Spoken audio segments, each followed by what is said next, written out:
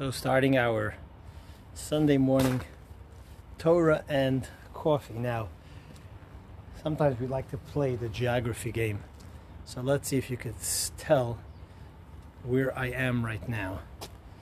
And once you will be able to tell where I am right now, you'll also know why this might be a shorter class than usual. We'll just share a short thought because I am right now where I am. We don't want to give it away so you could have the satisfaction of guessing the geography game. And I am here, thank God, for a beautiful simcha. Okay, we got disconnected there for a moment. So I'm right now over here, and you could guess where this is, for a very special event, special occasion. My daughter Rivka's wedding tomorrow night. And yes, it is snowing in the background. I believe it's snow flurries. That's another guess of where I am. And we'll share a thought, a shorter thought today, because I am freezing cold.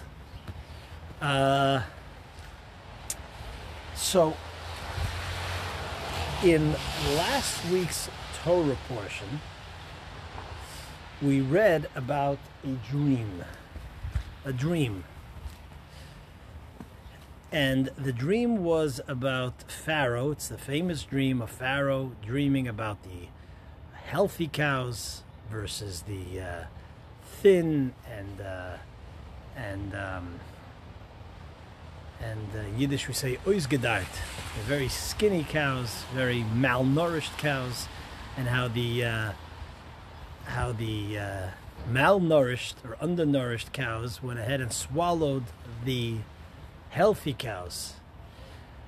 And to Pharaoh, that was the first dream. Then he went back to sleep, or fell back to sleep, and he saw another dream, which is he saw seven very healthy stalks of grain, and at its side sprouted forth very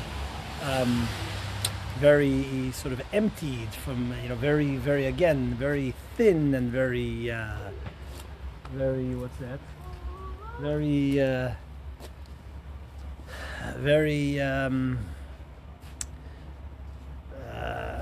Empty, very thin grains, stalks of grain. And again, the very thin and unfavorable looking grain, or stalks of grain, went ahead and swallowed the healthy, full grain. And that was the dream. And as the Torah relates, that Pharaoh was very disturbed, and he wanted his wise men and his magicians and advisors and so on to interpret, and they gave him the various interpretations. The Medrash says some of the suggested interpretations that they gave, and Pharaoh was not satisfied. He was not pleased. And then Yosef was asked to please come and go ahead and interpret the dream, and Yosef gives him the famous, now known interpretation about the 7 good years and the 7 years of famine, and how one must prepare for the during the good years, one must prepare for the years of famine. And that's the story in the Torah, and there's a lot that could be spoken and taught over here, but as I mentioned, it's going to be a shorter class. So one of the things to point out, that it is interesting that the whole exile of Egypt, which represents all the exiles of the Jewish people throughout history, all began with dreams.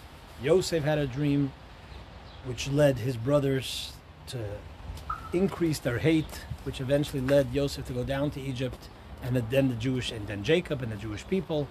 And Pharaoh, and Yosef has his rise to greatness through Pharaoh's dream, which also leads for the brothers to come down to Egypt. So everything starts with a dream. And Hasidus, or Kabbalah, Jewish mysticism, tells us that part of the reason for that, because exile is compared to a dream. Because in exile, it is where things that appear as opposites, where opposites appear real, like a dream.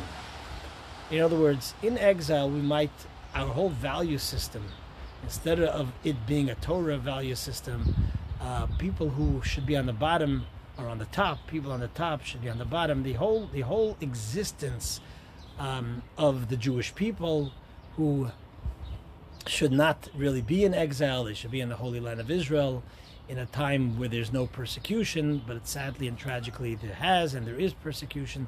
So both on a national level, on a value level, and all that, there's opposites, there's upside downs, like a dream where upside downs become reality, and we have to remember that. As we say in the Psalms, Hayinu kecholmim, we were like dreaming when the exile, the Babylonian exile, began. So the point of that is to remember that it's a dream and to sort of wake up to reality. The reality is that Hashem, God, is in charge. The reality is that Hashem created the world. The reality is that He gave us a beautiful Torah. Those are all the realities, and we have to remember that. So, having said that, there's another interesting observation that commentaries point out, that Yosef also had a dream and Pharaoh had a dream in terms of beginning the exile of Egypt. But there's one fundamental difference. Yosef, who represents, of course, holiness, as opposed to Pharaoh, who represents evil and so on. So Yosef, when he has a dream about his brothers, he and his brothers, standing in the field, working the field, putting together sheaves of grain and so on. In other words, he's not a bystander, he's doing things, he's making things happen, he's working, he's putting in effort. Whereas Pharaoh, in his dream, is a bystander. He sees other things happening, he's not doing anything. And commentaries point out that that's another difference of holiness versus unholiness. Holiness is continuously, demands, as King Solomon says, Adam la'amel yivoled, or yulad, that man was born to toil. Holiness says you have talents, you have ability, you have energy, you have gifts. You have to use it. You cannot be a bystander. As this famous saying, there are people who make things happen and people who just watch things happen. Holiness, which is essentially an expression of godliness, says, I, God, have created you and can give you life every single day. We say the Modani. The purpose of that is that you have to put an effort. I will bless you, but you have to put an effort. And when you put an effort, you feel fulfilled. And when I say effort, when you use everything that you have in a proper and productive and positive way. Whereas unholiness says, just give it to me. I'm entitled. Pharaoh represents the ultimate or the peak of unholiness, and therefore he's just a bystander. Let things happen. And in fact, even Yosef, when he interprets the dream, he immediately goes on to talk about not just the problem, that there will be 7 years of famine. Yosef immediately sees the solution. Without even being asked, he says to Pharaoh, this is the solution and this is what needs to be done. Because Yosef, coming face to face with Pharaoh, and he is the epitome of holiness, doesn't just see a problem. You know, there are people in life when what they see is problems. Then there are people who see solutions. And Yosef doesn't only see solutions, he's ready to roll up his sleeve and get the solution done. Because that's what holiness is all about. So this is a short lesson. You could take it and apply it in many different areas of life.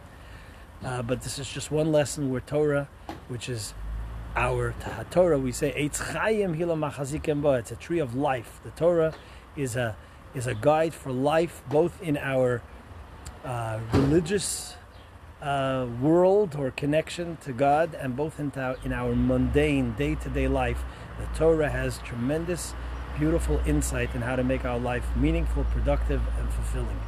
So that's the thought for today. And look at this, Torah even gives us warmth.